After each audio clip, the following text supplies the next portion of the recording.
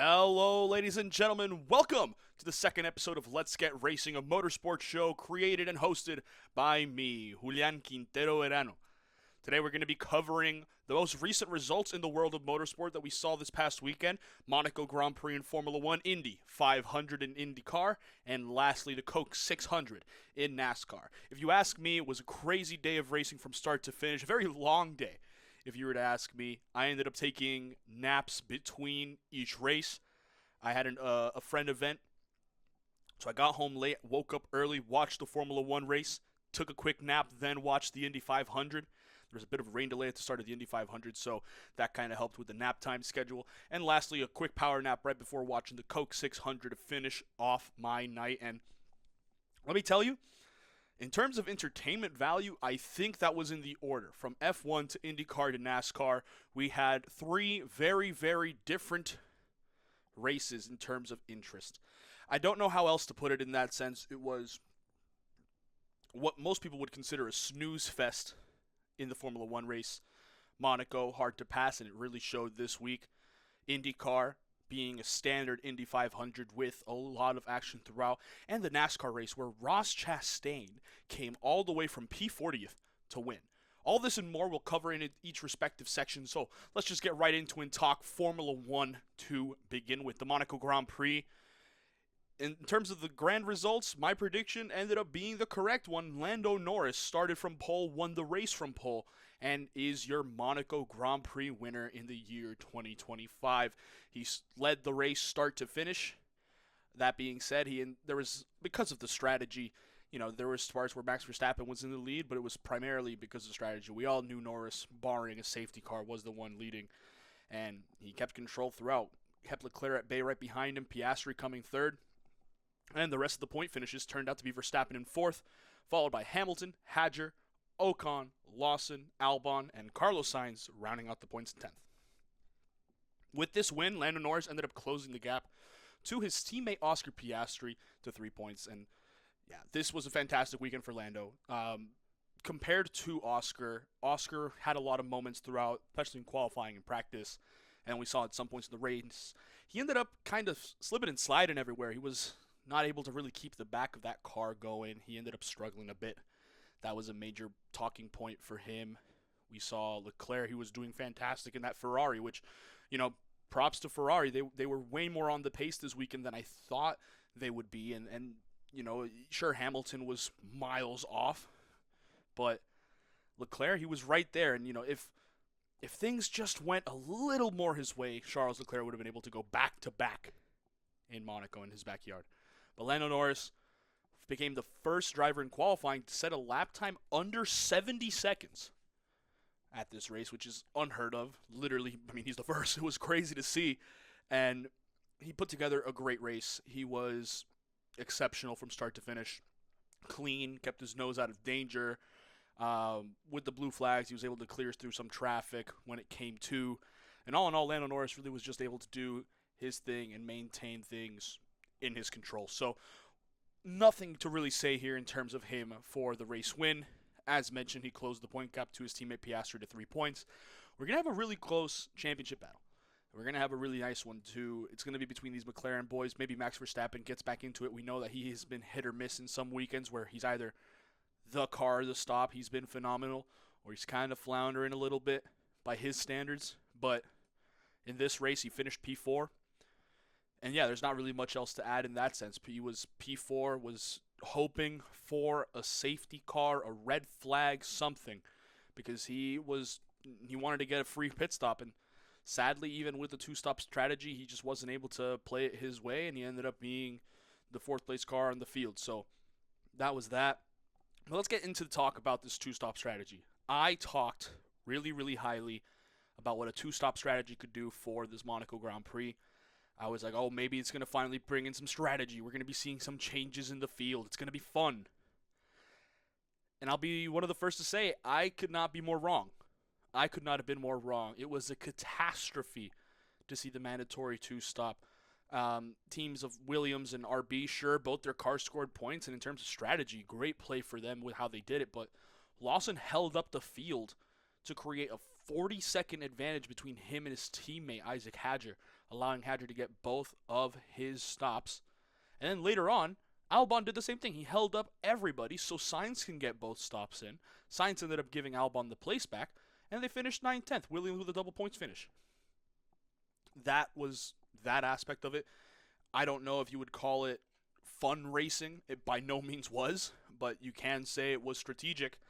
And, a lot of people were not happy about it. I know on Twitter, Blue Sky, wherever you want to get your sources, people were talking about this race, and they were not pleased with the antics of Williams and Racing Bulls. But one team specifically that wasn't really happy with them was Mercedes. Mercedes had an absolute disaster class of a weekend. We knew that it would be tough considering that they started P14 and P15 after issues in qualifying and suddenly crashed out at the end of Q1, not being able to set a time in Q2. And then in Q2, Russell ended up having, I believe it was an electrical failure, an electrical problem that kept him from doing a lap in Q2, leading to them being at the back end of those cars. They were hoping that the two-stop strategy, something would go for them. They didn't stop until the last 5 laps of the race, not once. And I don't know if it was Mercedes just absolutely dropping the ball as a joke. I think as a joke. They came out and said, oh, we forgot to do the stop. We forgot that was the regulation. But what are you doing? What are you doing?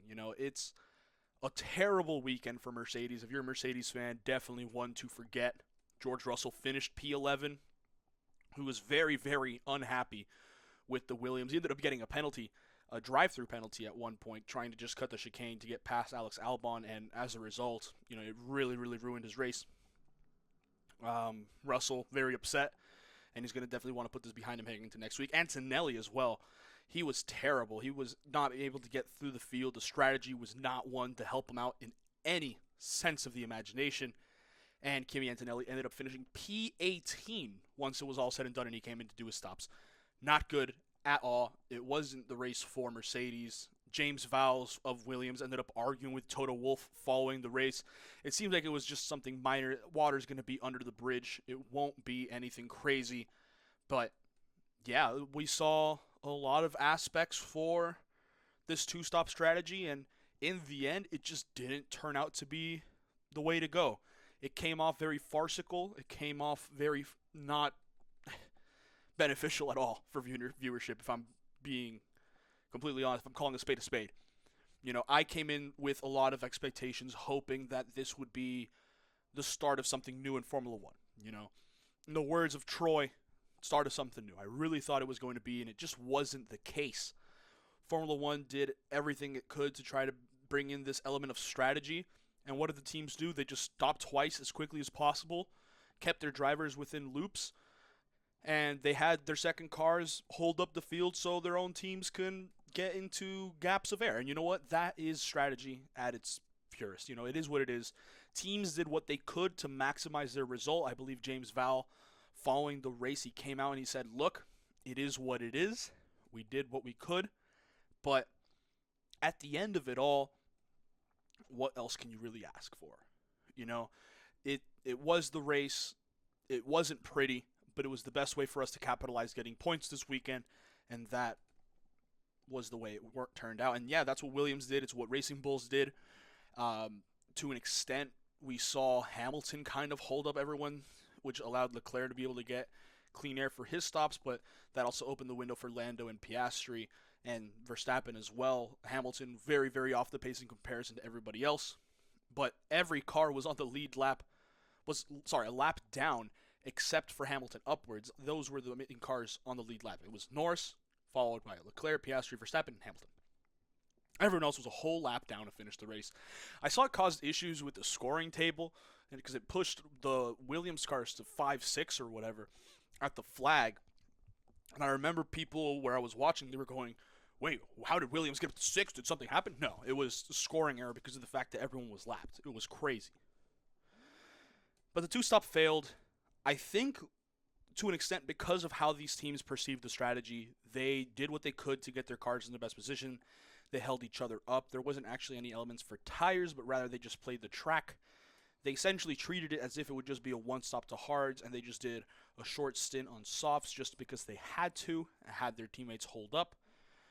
That was how it went. Sonoda pit extremely early. It was Sonoda, Behrman, Bortoleto, and I believe Pierre Gasly, who we'll get to in a moment, but they stopped almost immediately in the pits to get their first stop out of the way. And it seemed like it would be a stroke of genius because they caught up to the back, but the traffic was brutal. They did not advance. Tsunoda was not able to score points, and you can tell Yuki was not very pleased with it. He had a tough one. Bortoleto, he got forced off by Antonelli early, and he just wasn't really able to recover. He had a poor one. Behrman had pace in air, but that's just the way the cookie crumbles sometimes. You don't always have that pace, and that was just a huge aspect of this race. You know, it wasn't something that can really be done apart from traffic, and that leads to the large reason why this two-stop failed. It's less because of the two-stop and more we have to acknowledge Formula One cars aren't built to race around Monaco. It's a common point of view already.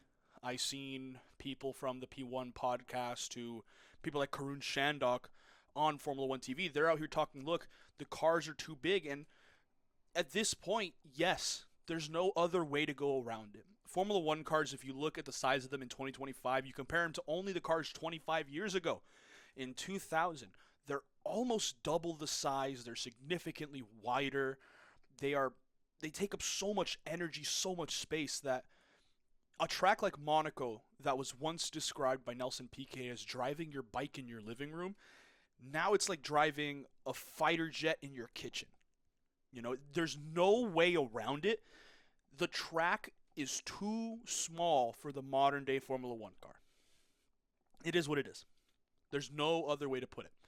And if Formula One want to come to a solution, if they want to try to fix this problem, you know, they gotta do a lot of introspection. The 2026 regulations are going to make the car smaller, but it's by literal millimeters. The car is becoming less wide by millimeters, less long by only a couple centimeters. Yes, that's going to help a bit. Sure, the aero regs might be able to allow for closer racing, but the issue with Monaco has never been to follow. We see cars follow each other really, really well. We see teams do what they can to maximize the strategy, high downforce in the corners. We see cars following so closely. The issue hasn't been how close you can get. The issue is you come out of the final corner, it has a weird kink, and as a result, the straight isn't long enough for a driver to get proper momentum out of that last corner to make a move into Saint-Devote, into the first corner. The cars aren't wide enough to carry in between spaces. Cars aren't bold enough to push it into the bus stop chicane or the swimming pool. The reality is these cars are just too big to be competitive around the streets of Monaco. And it's not that cars can't be competitive at Monaco at all. I've seen some people talking and they go, oh, well, it's just that Monaco is a track. You can't pass it. You can't do anything in Formula One anymore. You know, you can't pass around Monaco. That's just been the case. And let me just say, that's not been the case in other series. That's not been the case at all. Formula E raced this past weekend in Monaco, right? And it was crazy. It was fantastic to watch. Why? Because there was passing. There was an obscene amount of passing. If we go over the previous years, in 2023 in Formula One, there was 22 overtakes on track in Formula One. In 2024, there was 4.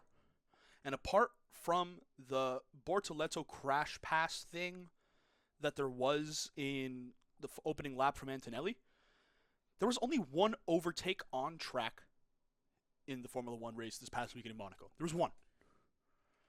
By the way, fantastic move from Lance Stroll, which, you know, you're never going to find me really singing Lance Stroll's praises, but, you know, when he comes out and he proves it, hey, he has, from time to time, he's proven that he's a good driver. Formula E in 2023 had 116 overtakes. In 2024, they upped it to 197. What? What? What are you talking about?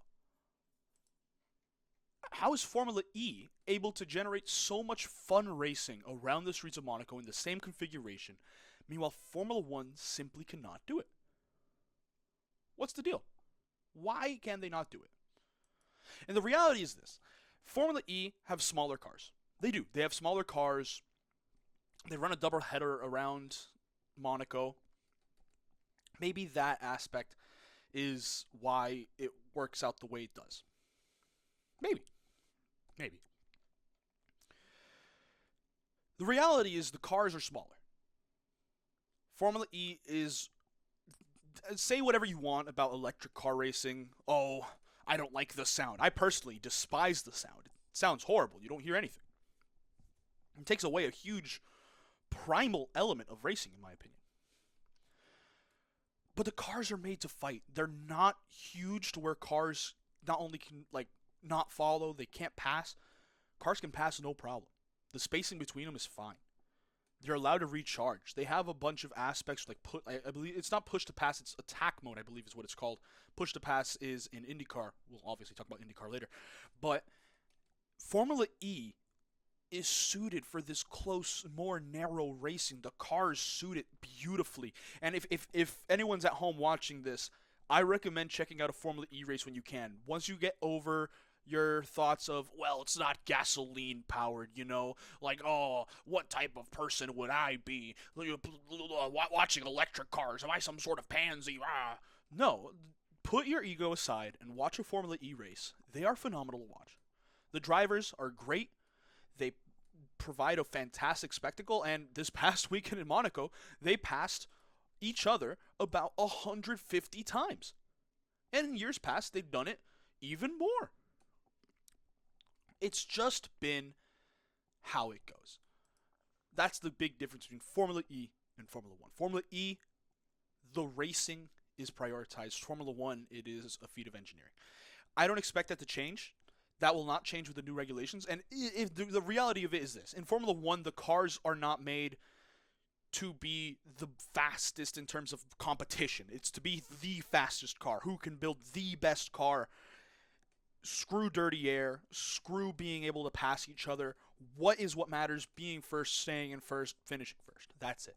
Formula E, they prioritize the passing of the cars. And I think that's what we got to start looking at in Formula 1. If you want the product to be better on the field, you need to take away or at least change the priority focus that Formula 1 is an engineering sport. If you want to focus on the spectacle of the sport, if you only care about the racing, watch IndyCar, watch Formula E, watch NASCAR, watch WEC. Watch other series that prioritize the racing itself. Formula 1 is a beautiful sport. I love it. Something so primal. My dad ingrained it to me since I was a little kid, how wonderful Formula 1 is. We would get up and watch it together when I was a kid. Wonderful memories for me. But the reality is, it's a sport made for engineering. The drivers are fantastic. They are. They're some of the best in the world. You need to be an elite level driver to make it in Formula 1. That will not change.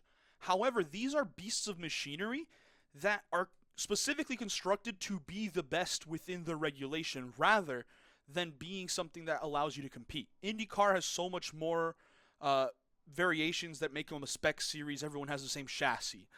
Formula 2, spec series. NASCAR, to an extent, also a spec series. We see changes in engine, things of that nature. Formula E, spec series out of its mind. But that's the problem with Monaco. I know this was a tangent talking about Formula 1, but that's what it is. If you're going to keep allowing the regulations to make these cars bigger so they can have more downforce, make these cars wider so cars can have more control, so they can go faster, the lap times will keep going down. The cars will be faster. Monaco qualifying will be electric because the one-lap pace around here is tantalizing. But the product for the race, for a track as small as Monaco, if we keep allowing these Formula 1 cars to get big, they get bigger and bigger every single year, the reality is we're not going to get anywhere. We're not going to get anywhere as a racing series. So Formula 1, they need to solve this problem. If not, Monaco won't be viable. The increase in street circuits that they're loving right now will become even less viable than it already is because the cars are just too big.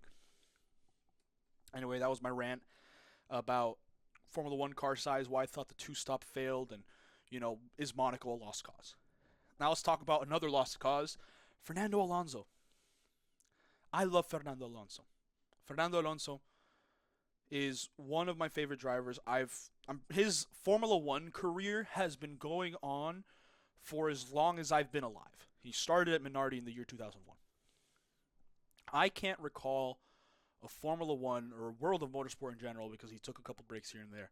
I can't imagine a world of motorsport that does not have Fernando Alonso in the driver's seat. And yet, this season might end up being his last, not because he lacks talent, but because he might be sick of it.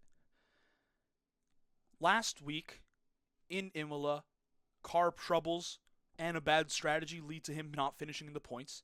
He hasn't scored points at all this season due to a lot of issues with the car. And this week around Monaco, he was looking fantastic. It looked like he was going to finish 5th, 6th, 7th, but he was doing it. He was controlling the tempo really well. And all of a sudden, I don't remember if it was the engine. I don't know if it was brakes. I don't know what it was, but the car, off. Brutal. Gone. And you got to start questioning the luck that Fernando Alonso has had. What does this mean for his future at Aston Martin? How much time until he just goes, you know what? I don't want to do this anymore. I'm old. I believe he's 44. Let me look that up right now real quick. Fernando Alonso. I'm almost certain he's 44. He's 43. Apologies. Turns 44 on July 29th. He turns 44. He's an old driver. That's just what he is. And he doesn't have much more time left in the sport. Aston Martin obviously has promised him big and better things. That's the whole concept for Aston Martin. And they're bringing in Adrian Newey next year to make a better car.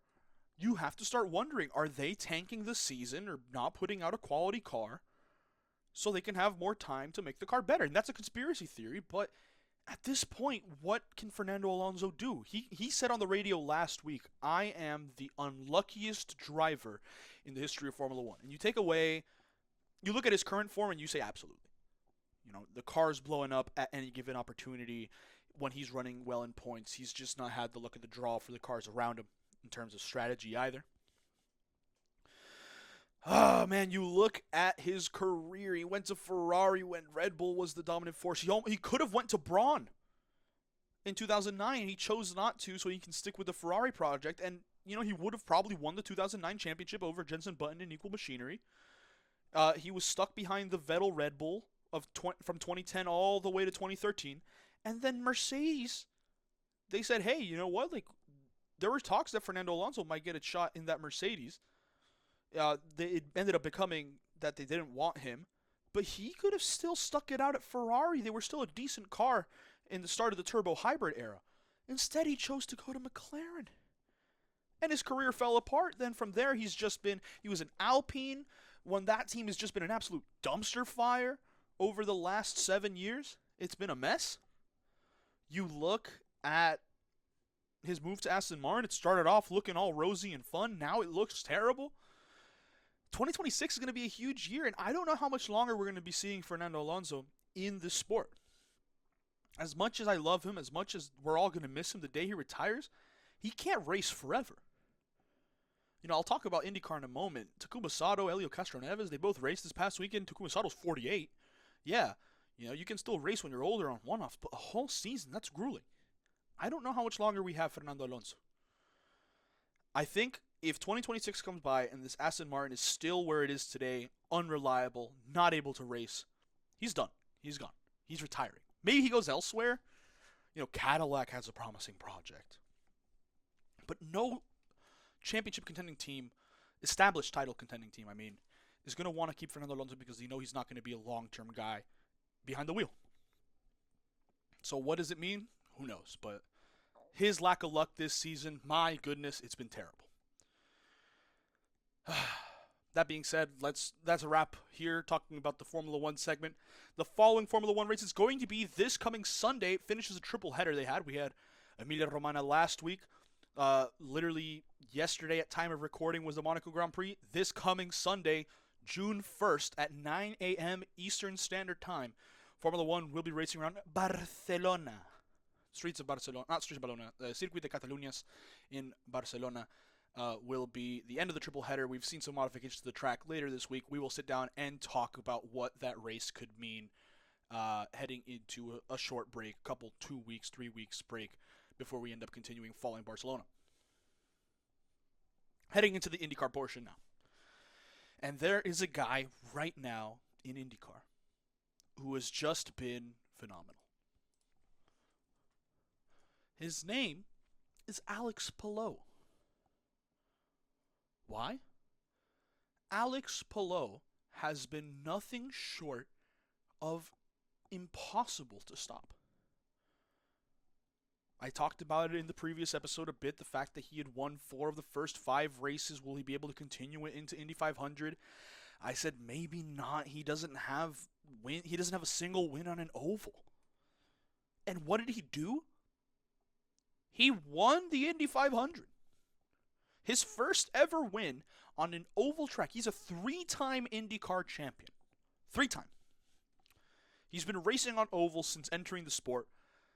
He hasn't won there. It seemed to be a weak point for Alex Palou, the fact that he couldn't win on ovals. And yet, the Indy 500 comes, and Alex Palou wins the entire thing. And you could see on the look of Alex Palou's face how much it meant to him. He was ecstatic. He was cheering. He was crying. He was jumping up and down. He hugged his dad. It was beautiful to see how excited Alex Palou is. Despite all the dominance he's experiencing, he's still showing so much emotion, which is lovely to see in the world of sport. He's given it everything, and it was really nice to see it pay off for him. He won the Indy 500. Finishing results from the Indy 500. There was disqualifications throughout the field. Kyle Kirkwood and Callum Ilott both failed inspection, and they ended up failing to be, finishing this race. They were disqualified. Kyle Kirkwood originally finished 6th. Callum Ilott originally finished 12th. And Marcus Ericsson finished right behind Alex Palou, finished 2nd. Oh, so close. And yet he was also sanctioned for unsanctioned modifications. And they get dropped down to 31st, 32nd, and 33rd to finish off the Indy 500. Brutal to see for them. Ericsson was crying post-race, was absolutely bummed out to not be able to win. In the end, it wouldn't have mattered, and it would have hurt way more to get your win stripped via modifications. That would have blown. That would have sucked. But it is what it is in the end. For the finishing results anyway, once the DSQs came in, the dust settles. Alex Palou won the race as talked about. David Malukas finished 2nd. Wonderful performance from him. He was great to see this weekend. Pato O'Ward, the Mexican, 3rd. And the rest of the top 10, Felix Rosenqvist, Santino Ferrucci, Christian Rasmussen, Christian Lundgaard, the 2 Danes finishing back-to-back. Connor Daly, the homeboy from Indiana, he finishes 8th. Former winners, Takuma Sato and Helio Castroneves, the old boys. Guys that my parents saw race, I got to see when I was really, really young. They finished 9th, 10th. So great to see for the older drivers. They were wonderful to watch this past weekend. It was always fun to be able to experience it. Takuma Sato led a couple laps in the race. That was pretty fun. It was like, ooh, Takuma. No, Taku wasn't able to get it done. Alex Palou, yeah, as I said, who's going to stop him? I'm getting back on it because I truly don't know. I mentioned it in the previous video, but I'll say it again. Alex Palou is doing something I've never expected to see. IndyCar in my life has always been a series that, hey, you know what? There is parity. It's a spec series for the most part. Driver talent means a ton. But sometimes you just don't get the setup right. Sometimes you're just not there. Sometimes you're a car that's better on the road courses than you are on the ovals, and that's okay. Sometimes it's just not your day. And you see a variety of different winners in cars in IndyCar, and it ends up being fantastic racing. Despite Alex Palou being a 3-time champion, you still saw other cars throughout the year win races, show up, be fun to watch. This season, he's been unstoppable. He's been unstoppable. And now that he's won on an oval, I have to ask, what could possibly stop Alex Palou? Who knows? He's been fantastic. I say fantastic a lot in this section, but I do mean it so much. He's been nothing short of exquisite, phenomenal. And now it seems he can win on ovals. So what is there going to be to stop Alex Palou? I don't know. I don't have anything else to say apart from that. He's most likely going to win his 4th championship this year, and he's going to fully deserve it because this is a level of dominance that deserves all the recognition in the world. Talking about other things that happened in this race. First and foremost, Robert Schwartzman, he started on pole. Very, very nice to see for him. He ended up falling off into the race, was kind of not able to hold on, still was, around the top 10 spots. It seemed good. But on a green stop, pit stop, he entered the pits, absolutely clattered his pit crew. I recommend go checking it out. It is a very, very scary thing to see. It seems everyone on his team was okay. He was okay. But he was not allowed to continue following that wreck in the pits. And that's heartbreaking for Robert Schwartzman. He's a rookie driver, but what else is there to say? Hopefully that doesn't stay with him too long. He's able to brush it off and keep going here in his rookie season in IndyCar. Other cars that, had notable moments in the Indy 500. Kyle Larson didn't finish it. He crashed out. We'll talk more about him later when we cover him and his double duty. What else is there that ended up happening? Well, there was the fire. Alex Rossi, his car ended up catching fire. That was brutal. That was crazy. He obviously didn't anticipate it happening, but fuel leak in the pit stop, caught fire, ended up getting Alex Rossi out of the race. They had to spray down team members who were covered in gasoline. And everyone's okay. It seems like there was only minor burns potentially for people, but that was also crazy to see on pit lane. What a crazy race, and it started off in a crazy way as well. Scott McLaughlin spun on the formation laps and crashed out of the race. Scott McLaughlin came out and said, "This is the most embarrassing moment in my racing career." He came out and said how much it hurt him. He was crying, holding his head, devastated at the fact that this is how his race ended. And it really affected him. He was distraught. There was no other way to put it. And I saw some people online, they were clowning him. They were saying, "Oh, that's what he deserves. That's just what Scott McLaughlin is, That's what Penske deserves, That's the team, But Scott McLaughlin's a person, guys.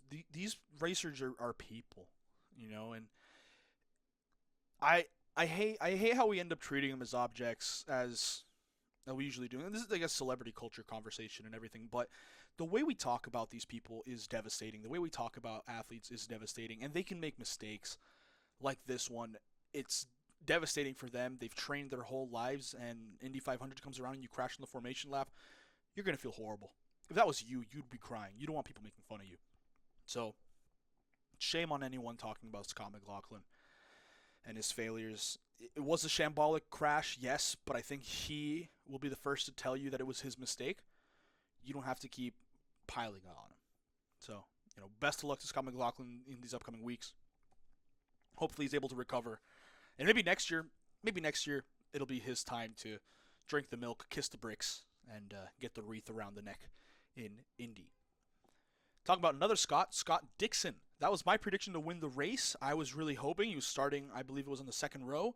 I was like, ooh, Scott Dixon, he might be able to get his second win. It was a long time ago.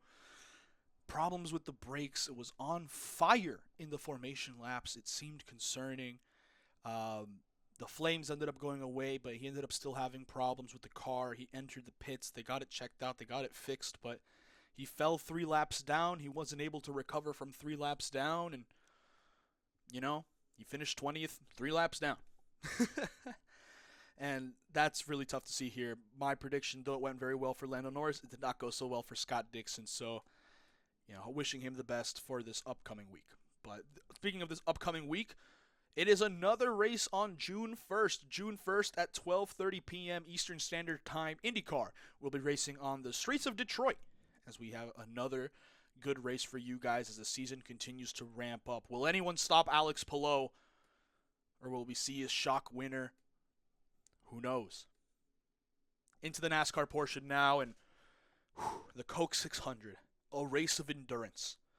One of the crazier races on the NASCAR schedule, a crown jewel for a reason in NASCAR, and it was ran by everybody. It was won by Ross Chastain.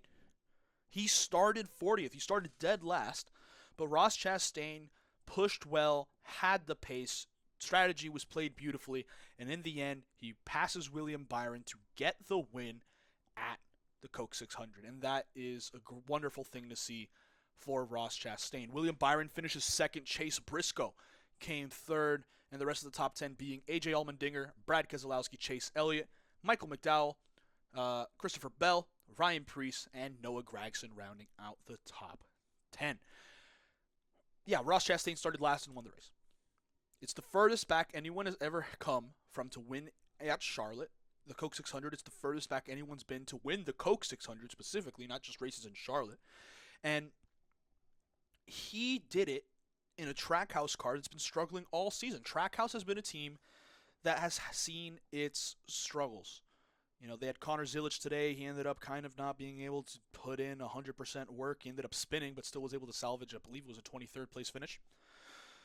Shane Van Gisbergen came 14th. That was pretty decent for Trackhouse, but still not great. And we saw Daniel Suarez. He spun out and was unable to finish this race. And that was that for Trackhouse. They were not looking good. All season they've been seeing their struggles. They were sitting going, oh, maybe this is our year. A lot of hype was around them. But Ross Chastain's been dragging them to finishing good throughout the year. A couple top 10s. Had a second place in Texas. But, you know, Ross Chastain, he's been fast, but starting P40, if you went, you know what, maybe it's not his week. Maybe he'll claw up, get a couple stage points, and be able to finish well. He came up and won the whole dang thing. The whole dang thing. And what a weekend it was for Ross Chastain. The win clinches a playoff spot for Chastain and Trackhouse into the playoffs. That is wonderful to see for him. Let's see what this means for them moving forward. We know what it can be. We know what it could lead in the future. Who knows? But for a newish team like Trackhouse, having a win in such a glorious race like the Coke 600, Ross Chastain fully deserves it, and it was wonderful to see. William Byron finished second, and that was kind of heartbreaking to see for him. He was super close to having the perfect weekend. William Byron this past weekend, he wasn't on pole, so obviously you can't calculate that part, but he was up front the entirety of the day, started in the top 5, had the most laps led. He won stage 1, he won stage 2, he won stage 3, and he led almost the entirety of the final stage of stage 4, but he finished second at the flag, right behind Ross Chastain, who passed him 2 laps before the end of the 400-lap race. So heartbreaking in every sense of the word for William Byron, but he walks away with the most amount of points this weekend. He retakes the driver's points lead in the regular season, so that's great to see for him. He's really helping his case, showing how consistent of a driver he is, and he is showing that this might be his year.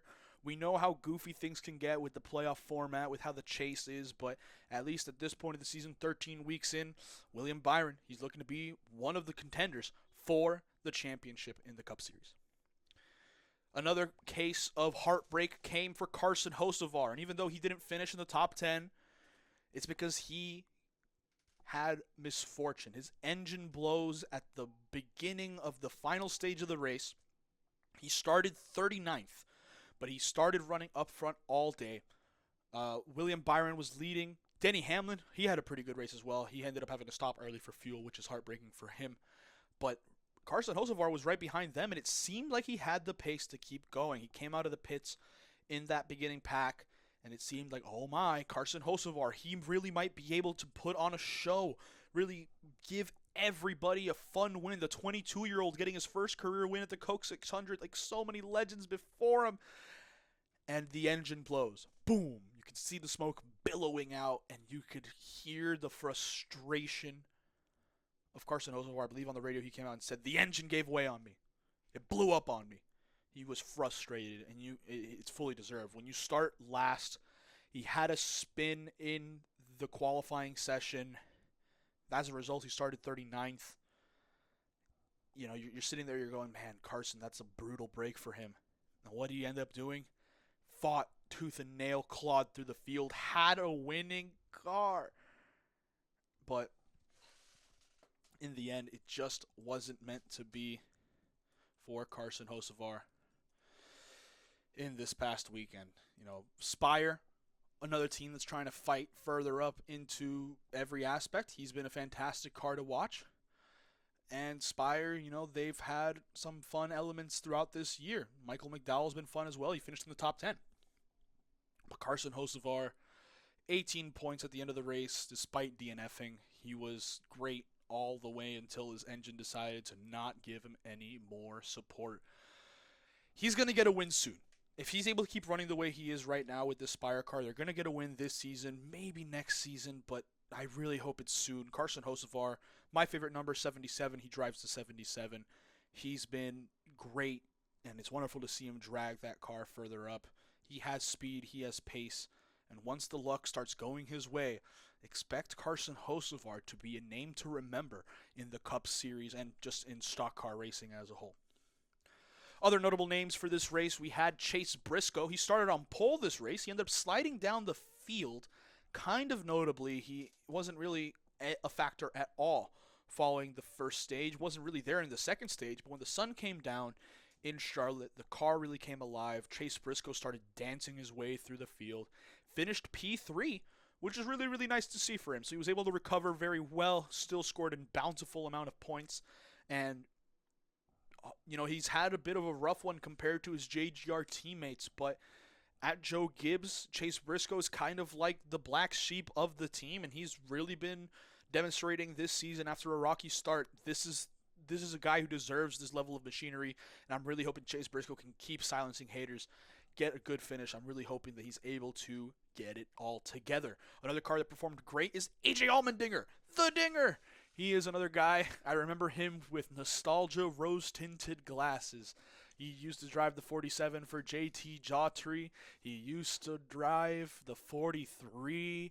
I'm like, man, AJ Allmendinger. And he kind of slipped out of the Cup Series, made his way in Xfinity, clawed his way back into it. And now he's racing in the 16 full-time for Colleague Racing. And Colleague, definitely a middle to bottom tier team, and AJ Allmendinger was able to drag that car to finish P4. He was fantastic today, and AJ Allmendinger has kind of gotten a reputation of being a guy that only gets results at the big super speedways, at the major tracks on the schedule. But he's just a great driver. He's been able to just pull it out of the bag. He's been great to see, and I'm really, really hoping that he's able to keep it going. He's able to keep on pushing. He deserves way more recognition than he's given out. People doubt him. They say he only gets results on super speedways. He only gets results on road courses because he's a good road course driver. Man, yesterday on the Coke 600, man, he balled out. He was fantastic. He gave it everything in that Colleague 16 machine, and if he's able to keep doing this, maybe he sneaks in on points. Maybe he gets a win at some point and is able to race for the Cup. Who knows? Maybe I'm getting really ahead of myself, but the Dinger's been great this year as well. Another fantastic finish for him, P4. So he deserves all the love and recognition in the world. Ryan Preece finished 9th, which was very nice. Noah Gragson, very good for him as well, finishing P10. So that is great to see there. And one last car to talk about, alluded earlier in the IndyCar segment, we have to talk about Kyle Larson. Kyle Larson attempted the double duty today. Hasn't been done since Robbie Gordon did it in 2004. Last notable guy to do it, though, was Tony Stewart. And they're the only two that have really been doing it since the creation of IndyCar in 1996. But, man, it's crazy to see how tough double duty is. We know how tough it can be on the drivers mentally, on the cars and everything, but this is a weekend to forget for Kyle Larson. He crashed out, downshifted heading into a corner at Indy, spun out, took out 2 cars. I know it was Stingray Robb. I'm forgetting who the other guy was. And yes, for anyone listening, I did say Stingray Robb, one of the best names in motorsport. But that aside, Kyle Larson crashed out of Indy. He wasn't able to do the 500 miles there. Catches a flight, goes all the way to Charlotte, starts second alongside Chase Briscoe, steals the lead early from Chase Briscoe, and he's running phenomenally. Has a 4-second lead at the halfway point of the first stage. He's dominating the first stage. Boom, touches the wall, gives it a little kiss, mwah, spins. Ruins his car, ruins his race. They're able to get everything sorted. They look at it. I saw that they lifted the hood twice in yellow flags and and during the stage stops, but it seemed like maybe he was going to be able to claw back. At one point, I saw him sniffing around 14th again after falling way down the order. He was making his way up, and he gets collected in the Daniel Suarez, Ryan Blaney crash.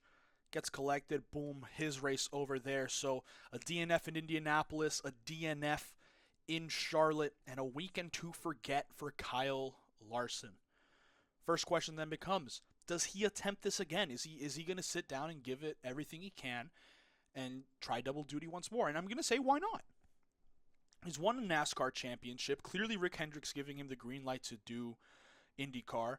He has that collaboration with the McLaren Aero team, so why not give it a shot? Kyle Larson is a very talented driver.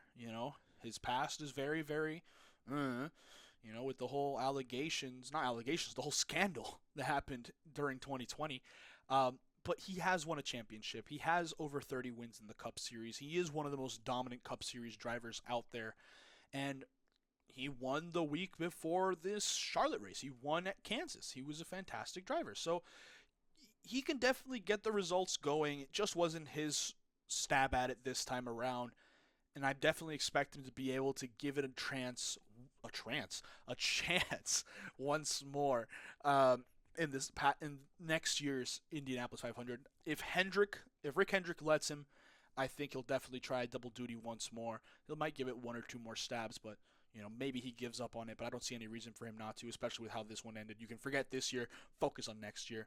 And yeah, Kyle Larson did come out and claim that he is the best driver in the world, and then he had this happen this weekend. And I've seen a lot of people clowning him. He came out and said, I'm better than Max Verstappen. So many people this weekend, Max wouldn't have downshifted here. Oh, you're just not that good. Oh, you guys can't, as soon as you have to turn left, blah, blah, blah, blah. As soon as you have to turn right, dude. Racing is different at every single level. And Kyle Larson is a fantastic driver. Is he the best driver in the world? I'm not going to say he is.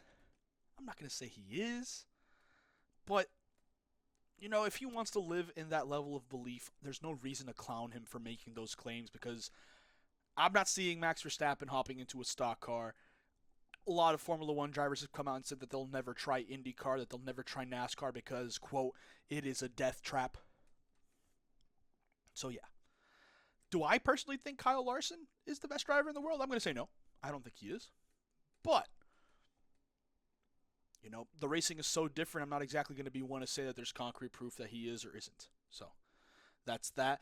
And the race for NASCAR is going to be at Nashville, and it will be June 1st. Super Speedway racing on June 1st, 7 p.m. Eastern Time. So 3 races coming up on June 1st that we will be talking about later on this week. But that's it for Let's Get Racing, everybody. You can now tone down your engines.